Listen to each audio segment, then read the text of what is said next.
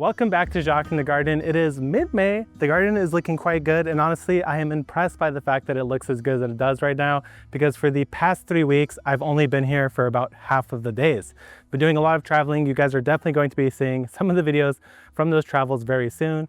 But right now, what we need to do is do some problem solving in the garden. We're going to be covering some chores that I need to keep up on, and also some problems that I've noticed cropping up in the garden that we do have solutions for. One of them is actually right back there is my big peach tree. When I came back, I took a look at it. I was so proud of all the peaches, but then I discovered that half of them have been chewed on by rats. So we're going to be covering some pest protection on fruit trees. We're going to be solving a problem by harvesting it. Basically, the problem has already been passed, so we're going to learn from it so we don't make that problem next year. And we're also going to be doing some of the chores across the garden that just really need to get done.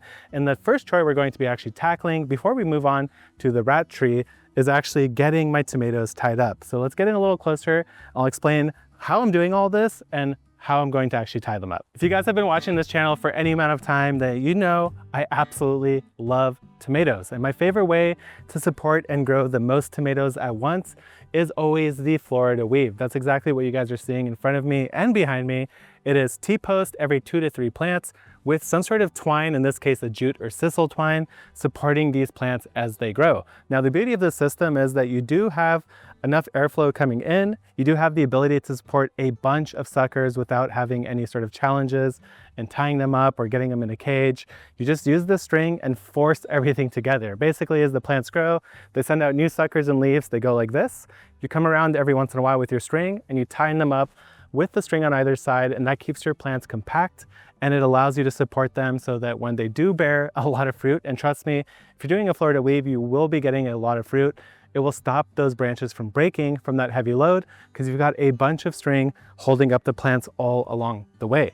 Now on this side, the plants aren't hanging too far up above the last tie, so I don't really feel like we need to add any on this one. But behind me, I've got a good foot to maybe even 2 feet of stick out here, and we definitely need to get these tied up before they start flopping too hard.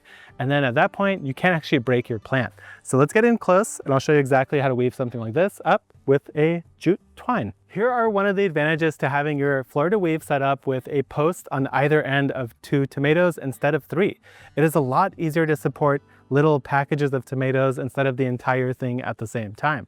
So for example, right now, if you look at these plants right in front of me, they're quite tall. They're sitting right up at this height.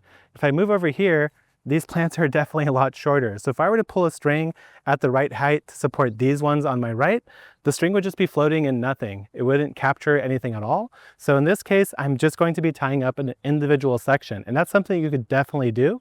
You could either opt to tie in packages between posts or do the entire run in a single time. And that's really ideal if you have all of the same varieties of tomatoes. But each one of these is a different variety of tomatoes, and clearly they are growing at different speeds. So let's go ahead and support this little package of 2 tomatoes first, and then we'll assess whether we need any more tying up on that further end. So what I'm going to do here is I'm going to start on the end. I'm going to come up about 1, 2, 3, 4 bumps up, 4 bumps on the T-post. That's basically going to be just about 6 inches from the last tie up. Then I'm going to set up my string. And what I like to do is I like to tie a double knot at the beginning. This is going to ensure that you have as little slippage as possible. I also like to leave something like this, like a 3-inch piece of extra string at the very tip. And what that's going to do is come in handy at the end when we finish our actual weave. So we'll talk about that in a moment here. But the basics behind this is that we're trying to separate the 2 plants that are within this area. So right here in the middle, I could see this is one plant, and over here is the second plant. So what I'm going to do is I'm going to start with my string back here. I'm going to come behind the rightmost tomato. So pull the string right behind it. And then when I get to the other plant right here, I'm going to go in front of the second plant. So this is how we create the basket, which is the other name for this sort of weaving. It's either Florida weave or the basket weave. Because right now we're going to essentially create a string basket to keep these plants contained. So we're going to come around now back to the post, try to keep it as level as we can. And right now you can see the plants are flopping back and forth, but just watch what happens when you come to the other end. Now you can start pulling on some of the slack. So as you pull on the slack, you'll see how that plant is coming right at me. This one is not doing anything because it doesn't have a string on it yet. So we want to pull this reasonably tight. Then we're going to come around, wrap it. And I like to do a double wrap where I go above And then I also like to pull the second part of the string below. What that does is it creates a sort of little pseudo knot where now the rope itself is grabbed onto itself and it won't slip as easily while you're working on getting the other half weaved. So this one I went in front. So now I'm gonna actually go behind, and I wanna make sure again, I capture that plant that's actually supposed to be on this side. So right here, I'm grabbing it. I'm trying to get the string right underneath one of these leaf nodes. Whenever you do that, it tends to hold better. The leaf nodes are a sturdier portion of the plant. The main thing you don't want to do is actually pull a string right onto a flower cluster. At least you don't want to be right up literally against it, because then you could actually break that cluster and lose all of your tomatoes. So in this case, I feel like I'm fine.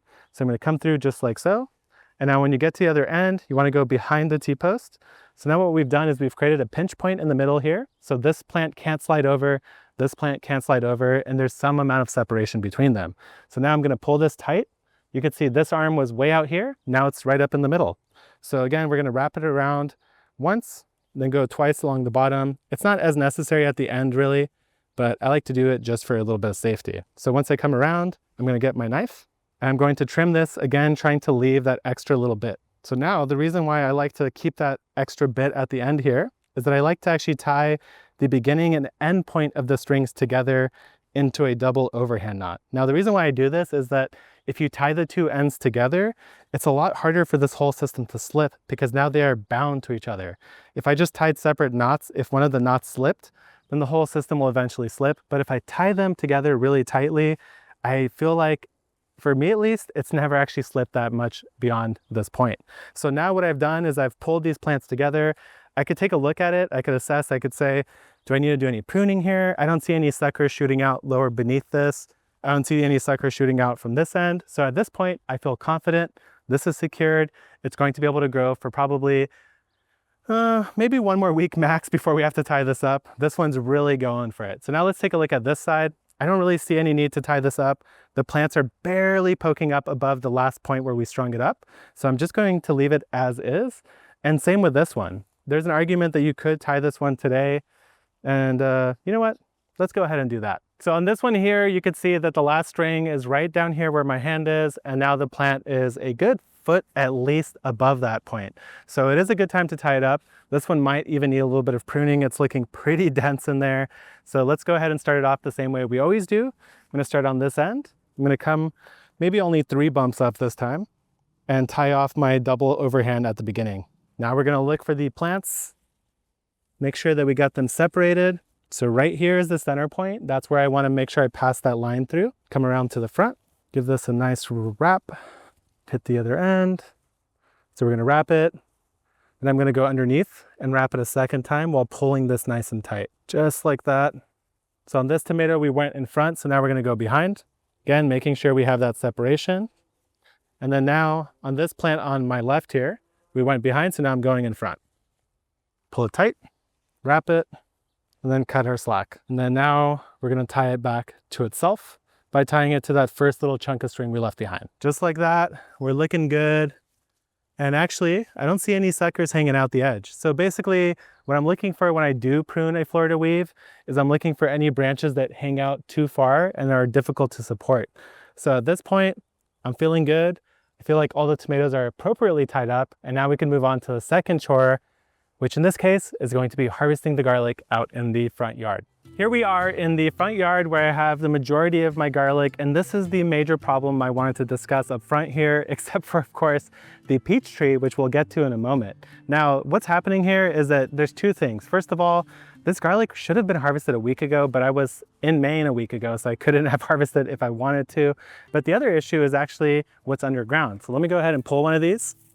And oh man, that is so sad. What a tiny little head of garlic here. This bulb is half to a third the size that I would really want it to be, especially for something like music, which makes really nice big bulbs. Now, why did this happen? Well, it's actually entirely something I understand, and it's entirely my fault. Now, the reason why this happened was that when I planted this back in November, December, this was not getting that much full sun. It was only getting sun after like noon, which meant that it really only got 4 or 5 hours of sun max in the first couple months of its growing life. And for garlic, you really want 100% full sun in the early season because there's not enough light to go around. And that lack of early light led to not as many leaves being formed. And by the time you get to spring, this garlic is essentially already maturing and it's not growing anymore. So what I basically did here is I shot myself in the foot by planting it out here where I thought I'd save myself some space in my main garden. I ended up getting a stunted crop of garlic. So I should have realized this, I should have known this. I would guess that the cloves closest to me are going to be the smallest. And maybe as I go further out that way, they'll get a little bit bigger because the shadow of the house is most severe on this side. So next year, I won't be planting garlic here. I think I just got a little bit greedy, didn't want to give up any space in the backyard, and this is what we ended up with.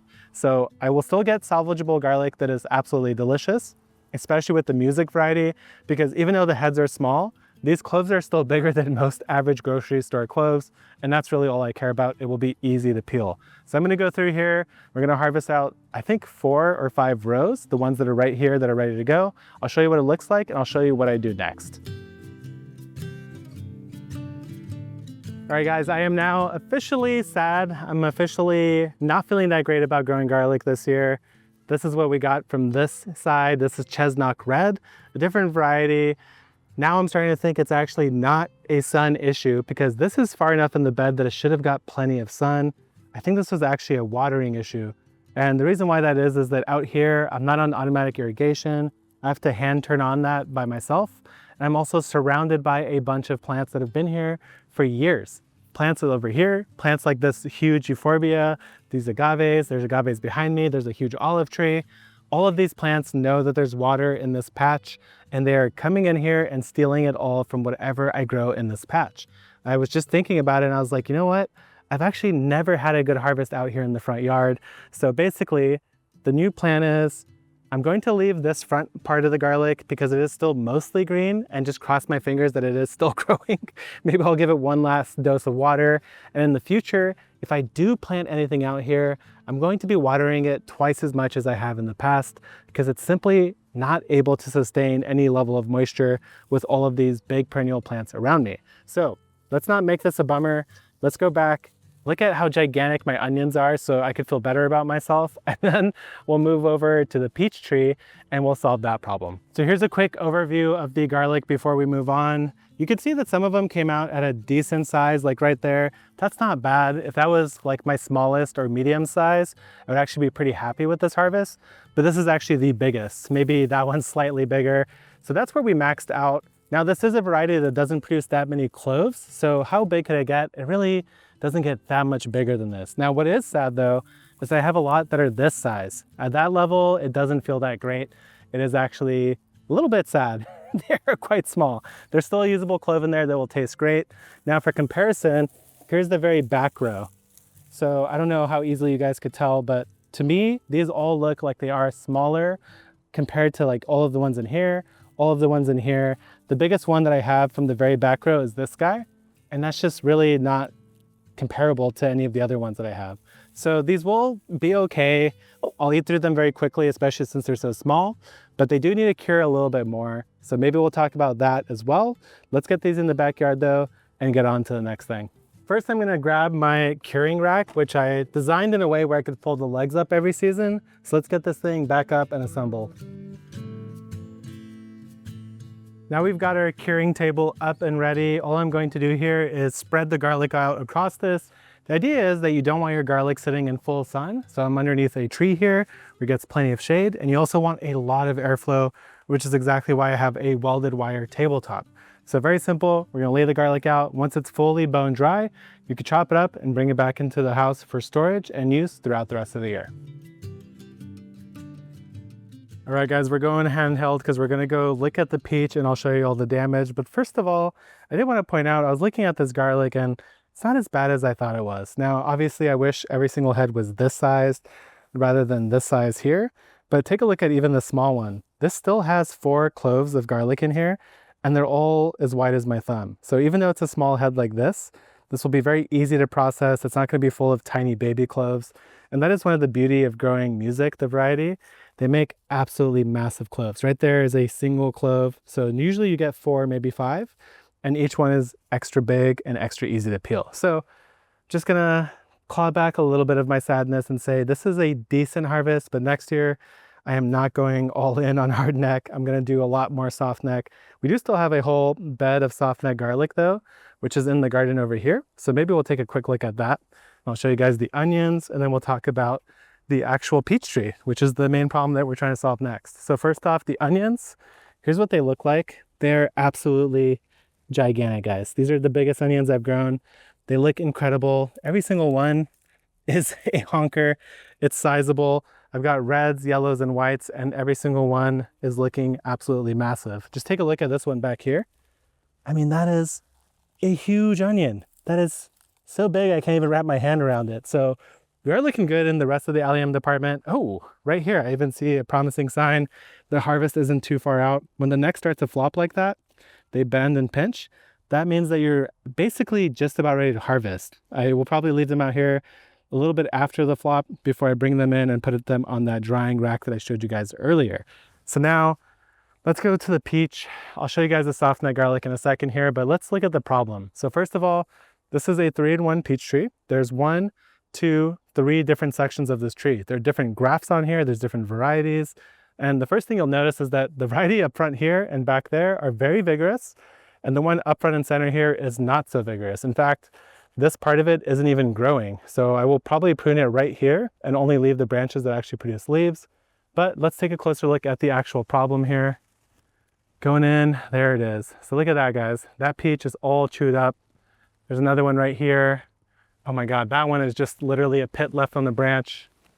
Another just pit left on the branch. So we're losing a lot of peaches here. We're losing a lot of peaches. That one's been pecked. But you can really tell that these are like gnaw marks. They're not just being pecked at. So I'm pretty confident it's a rat, and I don't want to lose the last bit of peaches I have on here.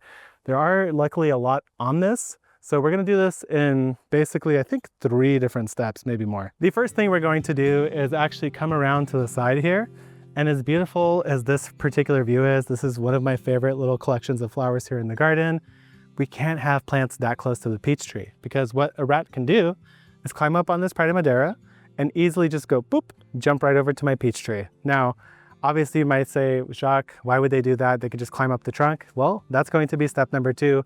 Once we clean out the surrounding plants that the rats can jump on, what we're going to do is come down here to this nice, luckily straight and tall trunk, and we're going to wrap it in roofing flashing. That's a metal sort of aluminum sheet, and the rats can't climb up it. I even bought my first rivet gun, and it actually wasn't that expensive. All in, this is probably gonna cost me 80 bucks, but I have enough material to cover like 20 plus trees. So I'll show you what that looks like. And then at the end, we're also going to put bags around any of the remaining peaches so that the birds and rats can't get them even if they reach them. So first, let's get this trimmed up and get all of this foliage away from the tree.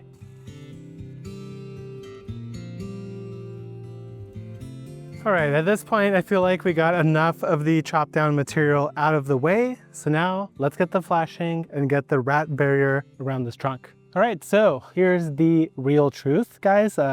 Rats can jump 36 inches vertically. They can also jump 4 feet horizontally, apparently. So a lot of what we did here today is maybe futile, but here's the way I like to think about it. You can't fully solve every problem 100%. But what you can do is slow things down enough that maybe they will go for something else, or maybe you slow them down enough that, say, a predator comes and catches that rat or mouse. I know I have tons of cats in my neighborhood, so my goal here isn't to 100% rat-proof this, because that is impossible.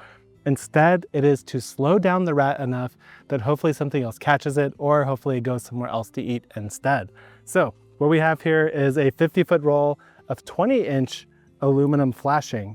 So this is the material that you use like on your roof if you need to watertight something or anything like that. And it's almost the perfect height for my particular tree. Now, what we could do is try to set it up a little bit higher so it creates a sort of cone up here. So let's play around with this. Like I said, this is the very first rivet gun I've ever purchased. And these things only cost about 24 bucks, including with some rivets to get started with. So this is always a fun thing when you get a new tool that you get to play with. So now, the first thing we're going to do is unroll some of this.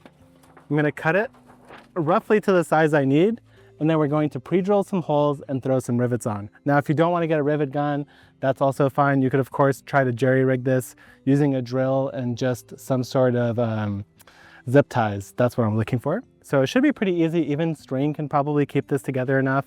But the reason why this works, or the idea behind it, is that rats can't climb the surface. It's too slippery for them, so they end up jumping on it and slipping right off. So that's the goal. Maybe actually I could do a double wrap and just do the top wrap a little bit looser. So I think I'm gonna actually unroll more flashing than I need, and we'll just play around with this and see what the best way of getting this on is. So now this is attached. It's not the prettiest thing in the world, but now let's see if we could get a second layer up. That was definitely more annoying than I thought it would be. It was definitely a bit fussy getting everything lined up, getting the flashing to stay while getting a rivet in, but it's now on. We've got about 30 inches of height. So remember, originally we were looking at 20 inches. And with this additional little spike here, I think we're closer to 30. I'll probably try to wrap another one around and get it closer to 36, but I feel pretty good about that now. We've cleared around the surrounding area. So now what I want to do is remove any of the already chewed on fruit. It's kind of tempting to leave it so they don't start on a new one, but it's hard for me to know if anything worked if I leave everything on there. So I think I'll remove any bin fruit, and we'll take a look at options to protect any of these lower ones that are more susceptible to lower predators, or maybe a mouse or rat actually jumping onto them. All right guys, here is the damages. I think I've counted well over 20 peaches, and there are also some that are just literally the pit left over. So pretty bad, not pleased about it. Here's some of the damage up close. You guys could see, I think it's a combination of pecks and maybe gnawing on. I still am not entirely sure if this is birds or rats, but I think it's a little bit of both. So here's what we're going to do. Now I went looking, but I don't have that many of them. In fact, I have 0 of what are basically little organza bags is one way that they're called. They're a little mesh bag that has a loop at the top that allows you to cinch it tight. Now this is a big one designed for holding things like onions and garlic after harvest, but you could do the exact same thing here where you go up to a peach. So right over here, I've got a peach, and I could put this bag around it and then cinch it tight. That should stop anything from actually getting into this and eating the peach itself. Now, if you have birds as an issue, you could get big old bird net protectors. So here's one of them. This tree is way too big to get anything like this over it. So I think what I'm gonna try to do for today is simply throw it over the top, just like this. And the idea behind that is that now it's going to be a little bit more work for the birds to get to the fruit, and hopefully they won't actually get to it. So I'm simply going to be draping it over the tops of this tree. But my God, this tree is big. I can't believe this tree is only 1 year old. I guess a little bit over 1 year old now. It's like a year and a few months. So again, I'm gonna do a temporary measure like this. Got a couple more, and we'll see how this works basically. I think the fruit is actually very near ripe and ready to pick.